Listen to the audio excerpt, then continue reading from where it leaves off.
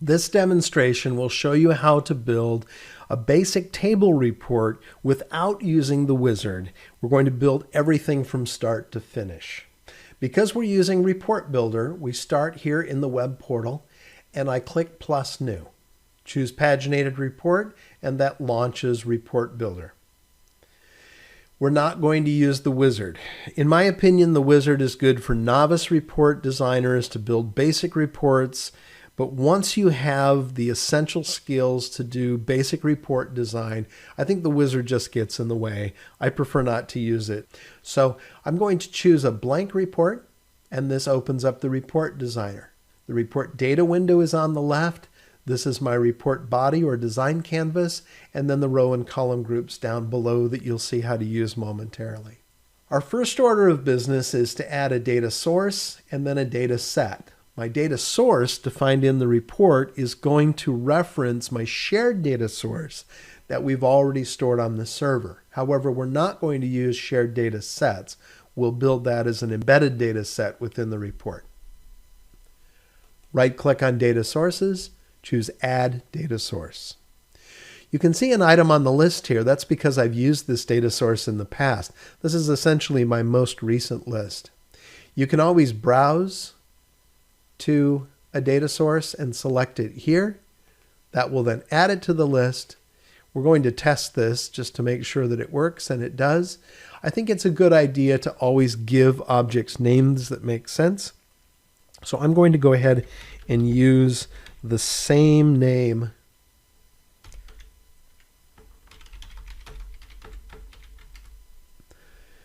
Some people like to use prefixes or modify these names. I really don't think it's important. We know that that's a data source and it's okay that it has the same name. This is actually the name of the database the data source connects us to. So that references the shared data source. I've already tested it. I'll click OK. Now I create a new data set. Choose Add Data Set, and this is going to be an embedded data set, not a shared data set. I'll name this after I create the query. I normally wait till I'm done building the query because I may approach the dataset design with a rough idea of what I want to build, but I'll know exactly what that dataset does after I've built the query. Then I can give it an appropriate name.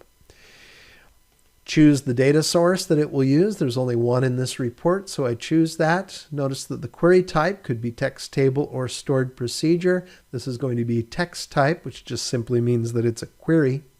And I'm going to use the query designer. Now, within the query designer, we can write queries in one of two ways. We can use the graphical query builder, which is helpful. However, it's different than the query designer in SSDT, which actually leverages components that are installed with SQL Server Management Studio. I'm accustomed to that query designer. This was new for me. However, it's useful, but you have to get used to using it. If you prefer to handwrite queries or to write queries in SQL Server Management Studio and then copy and paste, you can simply edit as text and then write or copy and paste your query here, test it, and then accept it. We'll go ahead and use the graphical query designer. Because the data source already references the database, this refers to objects within the database. These are the names of schemas, logical containers for database objects. The two schemas that I'm interested in are the dimension schema, which contains a set of tables, and the fact schema, which also contains some tables. Let's think about our reporting scenario. We want to see customer orders organized by geographic units for a particular calendar year. And then I may want to see that data organized by date parts like years and months. So we'll go ahead and add those fields. From the city table, I can see that this is my geography information. I'm going to select city and state province. Now, my customer is not in here, so I need to use the customer table to get the customer name. You can see that when you select a field from this leaf level, from the actual fields, and then you collapse that, there's a grayed out checkbox that tells me that some but not all of the items at the next level have been selected. And then I'll expand the date table. And from the date table, I only want to go down to the month and the year, not all the way down to the date. So I'll choose month. That's actually the month name.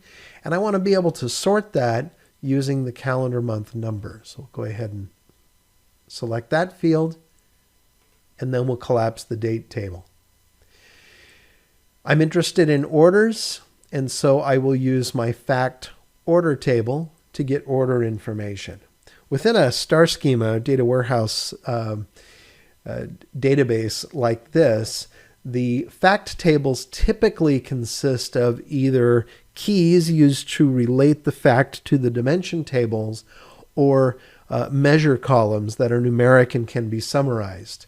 In here we have some additional columns like the order ID and back order ID, but with those exceptions, the other fields fall into one of those two categories. I don't need the keys because I don't need to show them in the report. And I do want the sum of quantity, and I want the sum of my total excluding tax. And we'll go ahead and collapse that. So I have my fields selected. These are the fields that I want to be able to use in the report, be able to either group by or aggregate. Next are the relationships. Now notice that we're set to auto-detect relationships. We're actually creating joins in the query that are based on relationships in the database. But sometimes the query designer won't understand exactly what we're looking for. So it's a good idea to always double check the relationships.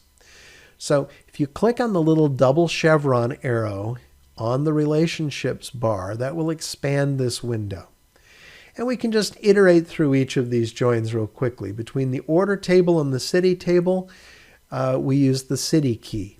Makes sense. Between the order table and the customer table, the customer key. That also makes sense. Between the order table and the date table, there appear to be two different relationships. And I can't use both of those at the same time. If we leave this join as it is, we're only going to get orders where the order date key is the same as the picked date key, which would significantly limit the data we're getting back. And it's not the data that I'm interested in, so I need to edit that. I'm going to deselect auto detect. I'll reselect this row and choose edit fields. There are the two different joins, and I want to remove the picked date. So I just choose anything on this row and click the delete button. That removes that join. Now I only have one join between the order date key in the order table and the date field in the date table. Click OK, and we're good to go. We also want to filter this data. So I'm going to click on the filter button, and then I choose the field that I want to use for filtering. I want to see all of the orders for a particular calendar year. That's not in the city table. It's in the date table. There's calendar year. And then I'm going to enter a default value of 2016, but I want that to be a parameter so that the user can change it when they run the report. Check the parameter button. Is my query done? No, but it's good enough to design the report. At this point, my data set is complete. In the next demonstration, we'll come back and take a look at the query that the query designer created for us, and then we'll finish the report design.